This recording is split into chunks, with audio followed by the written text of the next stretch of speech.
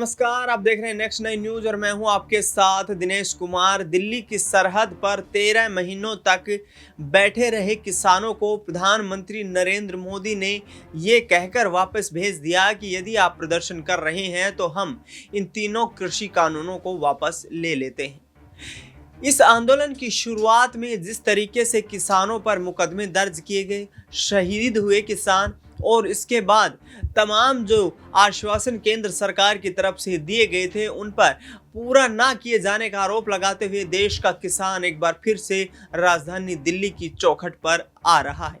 हरियाणा के अंबाला से होते हुए जीटी रोड के माध्यम से यहाँ पर किसान दिल्ली की तरफ बढ़ रहे हैं, लेकिन अंबाला में युद्ध भूमि बन चुकी है। जिस तरीके से पुलिस और किसानों के बीच टकराव की खबरें सामने आ रही हैं, गोलियां चलाई गई हैं, आंसू गैस के गोले छोड़े गए हैं, उससे स्थिति और भी ये दयनीय हो जाती है। और साफ तौर पर किसानों का कहना है कि यहाँ पर केंद्र सरकार कानून बना रही है, उन कानूनों में किसानों को किसी भी तरीके का फायदा नहीं हो रहा है।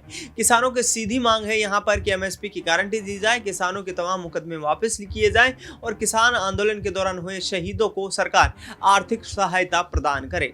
देखिए इस पूरे मामले पर मल्लिकार्जुन खड़गे जो कि कांग्रेस के अध्यक्ष हैं, क्या कुछ कहते हुए नजर आ रहे हैं। मोदी सरकार पिछले 10 सालों में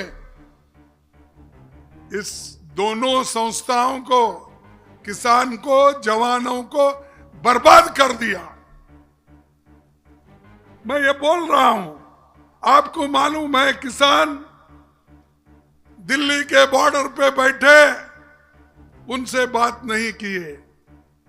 किसान 3 काले कानून के खिलाफ लड़े, लेकिन उन्होंने कानून को सस्पेंड किया, लेकिन कानून अभी नोटिफिकेशन में वापस लेने का आया नहीं है। तो जब तक ये उस वक्त आंदोलन को समाप्त करने के लिए उन्होंने कानून को, 3 काले कानून को सस्पेंड किया, लेकिन उसका नोटिफिकेशन कहां है कि हमने ये रद्द कर दिया, ये 3 कानून हमने कैंसल कर दिया, ये अभी तक बाहर नहीं आया।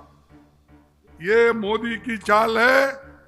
ये हमेशा दिखाते हैं जैसे हाथी के दांत दिखाने के एक होते हैं और खाने के एक होते हैं, वैसा ही इनका है।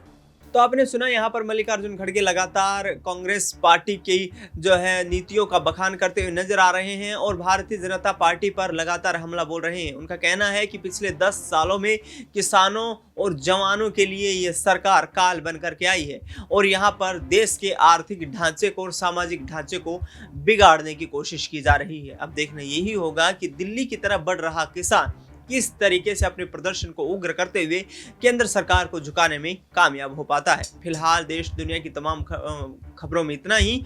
आगे आने वाली तमाम अपडेट्स के लिए आप देखते रहिए नेक्स्ट 9 न्यूज।